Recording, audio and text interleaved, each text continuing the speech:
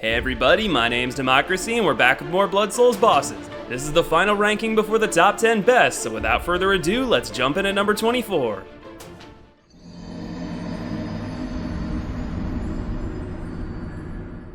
Talk about an epic encounter. After taking down the archdemons of the 4 other archstones, you finally come face to face with the king himself. Or do you? No, it turns out this demon is a husk created in King Allant's image, and damn did they make this puppet a tough warrior. This is one fight in Demon Souls that I consider to be a true challenge to this day. Unlike most of the game's enemies, Allant is actually resistant to magic, so not only does he nullify one of the game's most reliable builds, but also rivals Flame Lurker in terms of relentless aggression. Oh, and he can also pick you up and suck the soul levels right out of you mid-fight. He's such an imposing foe that oozes an atmosphere of almost desperation to protect the true nature of King Allant's fate. It may not be my favorite boss in Demon Souls, but there's no doubt that it's one of the most memorable.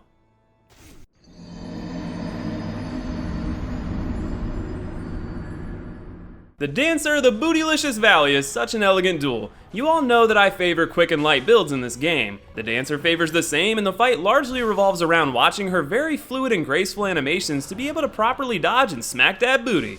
Once she buffs, she unleashes her spin wheel of doom and gets a heck of a lot tougher. I think when it comes down to it, what I remember most about this fight is how much it actually feels like a dance between two partners. When I think of what a fight is at its core, it's two opponents making movements in response to one another. That's very similar to a dance, and it's something I think FromSoft did an incredible job of emulating here.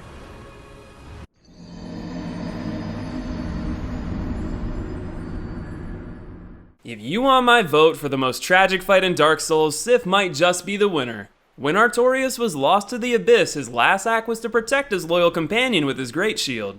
The player is actually who saves Sif from the Abyss and is unfortunately forced to challenge the Great Wolf in order to obtain the Covenant of Artorias to confront the 4 kings. Watching Sif limp desperately in a final attempt to protect her master's grave is utterly heartbreaking. As for the fight itself, it's undoubtedly one of my favorites in the game for its quick speed and fun challenge. My only gripe is that I've always found it pretty easy to dodge Sif's attacks and get under her for the punish. In some ways though, I applaud this because it toys with the emotions of the player even further. Sure, it isn't that hard to take down the wolf, but do you really want to?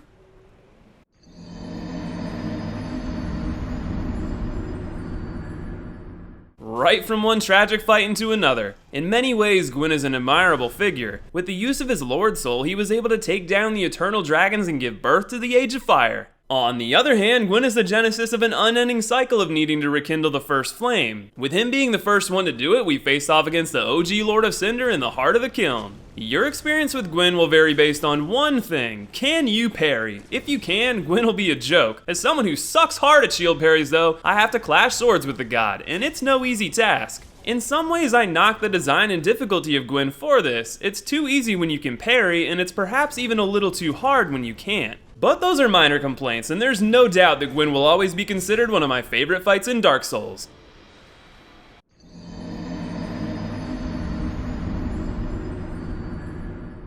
Possibly one of the most twisted entrances in the entire series belongs to Martyr LOGARIUS. He breaks out of his frozen slumber and limps toward you slowly while gaining his composure, a very threatening sight. The fight is much of the same. No matter whether you're close or far, LOGARIUS always has ways of hassling you. That means your dodges are going to have to be on point all over the map. Halfway through the battle, he goes beast mode and starts meleeing harder and even flying like a freaking Reaper coming to slay you. And why does he so badly want you dead? Because he desperately doesn't want you to find the secret his crown of illusions is masquerading. Behind the curtain, you'll find the Vile Blood Queen, the one vile blood this leader of executioners was never able to destroy due to her immortality. Well, if you believe in the executioners and the mission of LOGARIUS, you can help your pal Alfred see to her, demise. So the lore is pretty neat, the fight is even neater, and it takes place in one of Bloodborne's most beautiful settings.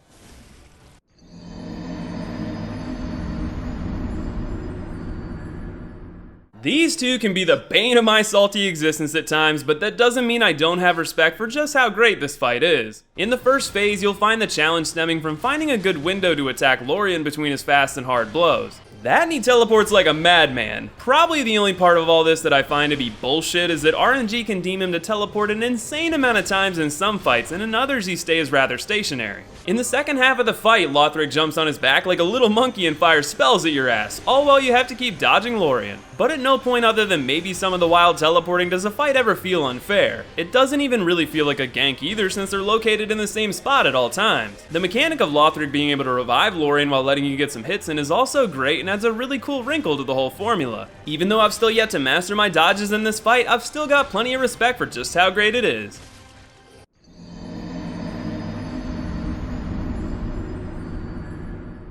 Oh, Stundir, you beautiful, beautiful bitch. How I love to hate you. Let's just get it out of the way. There is one reason this boss loses points in difficulty and design, and that's the fucking charge. The way he's able to turn near 180 degrees in the blink of an eye to track you is just absurd. Other than that though, the fight is an absolutely thrilling tool that requires so many quick reactions and a deft hand at choosing when to attack or to be patient. The lore theories surrounding GUNDYR are pretty great too. It's believed that GUNDYR was originally supposed to be an Ashen one, and quite the capable Ashen one, but the Firekeeper in his time was already dead. When you head to the Untended Graves, you're going back in time to face a champ at the height of his strength. And when you face him in the beginning of the game, you're facing a withered GUNDYR that has resided to the idea of serving as a test for the true champion of Ash. All around, there's a lot to love about this fight, but that damn charge is enough to keep GUNDYR out of the top 10 for me.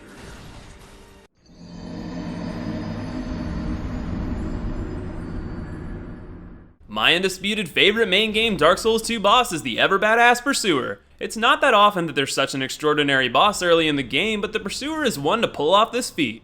The fight itself is rather basic. It's just you and a heavily armored swordsman. The catch is that he's able to float and can even quickly charge you from across the arena. His delayed timings require very close attention to be dodged appropriately and also give opportunities for new players to practice shield parries. You can even use the ballistas for some insane damage. The coolest part of the whole encounter for me is knowing that this guy's lore involves him wanting to hunt down curse bears, plain and simple. This is done even better in the Scholar of the First Sin edition, where you face multiple pursuers throughout your journey. But it adds a very welcome pressure to your travels knowing that around any corner the Dark One pursuing you could be waiting to finally claim your soul.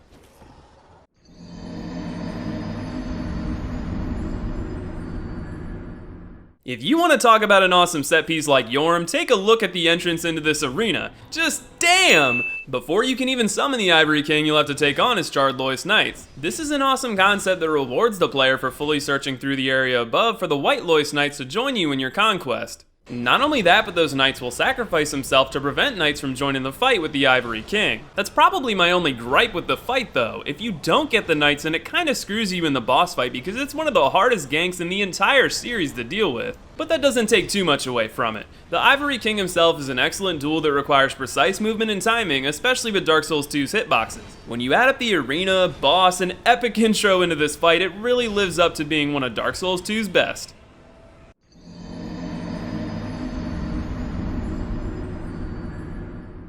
Top 15, here we go. Things are gonna start getting really dicey. For starters, I'm pretty sure many of you would say Manus is well deserving of a spot in the top 10, and in many ways I do agree. He is unquestionably a fantastically designed boss that is pretty fair, has a lot to offer in terms of entertainment, and has a ton of great lore surrounding the Abyss. But when it comes down to it, there's just something that holds this fight back a bit for me. I've tried reflecting on what that is, but I'm not entirely sure. If I had to wager my best guess, I would say that I think Manus is perhaps a little bit too aggressive. I know that's crazy coming from me, but I feel like the margin of error on Manus is slightly too slim for players like me that want to be forward in our attacks almost to the point of recklessness. That's probably a silly complaint on the whole, because the answer to that is, well, slow down your playstyle to suit the boss. Truth is, that's just not as fun for me to do, and that's why Manus gets docked enough entertainment points to keep him out of the top 10 in my book.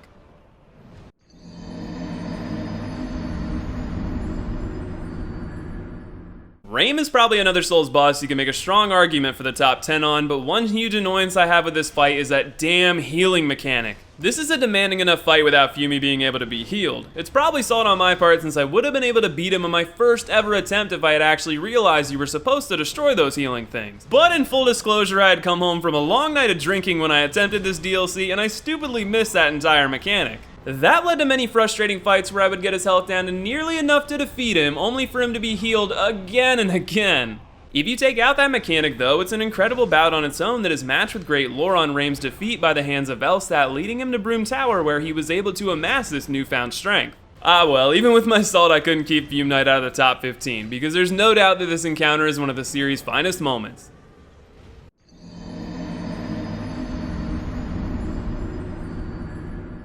If you've seen my top 10 hardest bosses, then you know I find Orphan Accost to be the hardest boss in the entire series.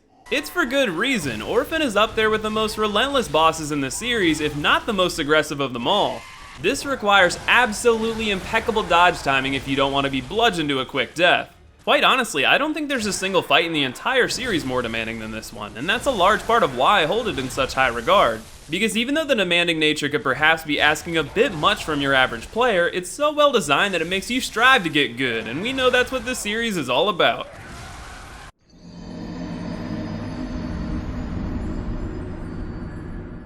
When it comes to early game bosses, Gascoigne just might be the best in the series. In fact, if you ignore the Cleric Beast, you can make an argument that this is Bloodborne's tutorial boss. On that front, I'd say he's a little much. He's a damn hard fight for a new player to adjust to, especially if you're coming from a Souls background. But in a big way, that's what I love about it. This fight is completely unforgiving in regards to your patient Souls playstyle. In fact, I believe the developers put this fight so early in the game to force players to adapt to a more quick twitch playstyle, because that's what Bloodborne rewards. Then there's the lore, which is perhaps one of my favorite stories of any boss. Gascoigne was a church hunter, a man with the task of cleaning up the beast scourge in Yharnam on the nights of the hunt. However, on that particular night, Gascoigne had begun to sink a bit too far into the beastly nature of hunting down his fellow man. His wife became worried of this and set out to find her husband. However, she forgot the music box that the family would use to remind him of his humanity.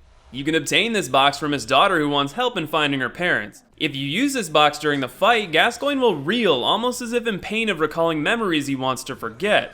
Why? Because if you look above the graveyard, you'll notice a woman that's been struck down wearing a red jeweled brooch, a trinket that his wife was famous for. Perhaps murdering his wife in a beastly rage is just what pushes Gascoigne to the edge, and as you fight him, he'll gradually descend further and further down the rabbit hole until he becomes that which he was meant to hunt. The lore undoubtedly adds a lot to this fight, and it's made even better by the spot-on voice acting. Oh, what's that smell? The sweet blood. Oh, it seems to me. The fight that accompanies it is just as excellent, earning this fight high praise from me that I believe it well deserves.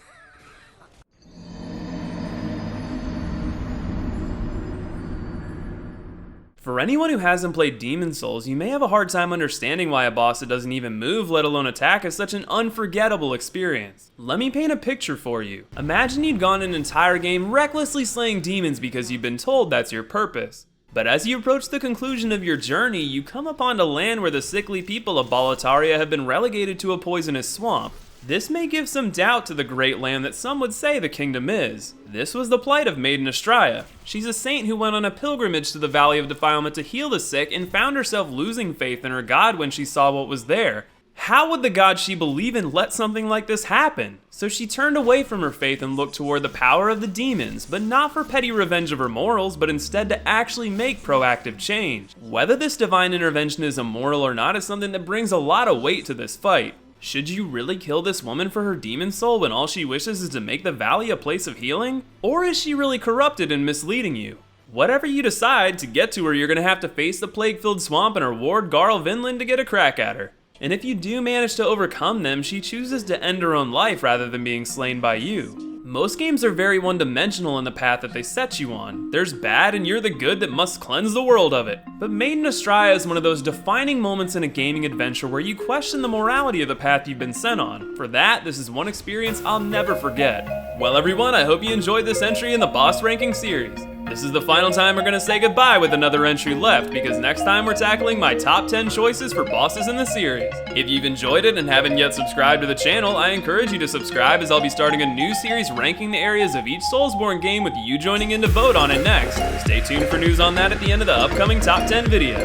I also encourage you to follow me on Twitch. I've started streaming the Souls games over there and will be taking down each game while summoning you for help and even hosting some fight clubs. If you want updates on my videos and when streams will go live, follow me on Twitter. And as always, thank you all for watching, and I'll see you in the next video.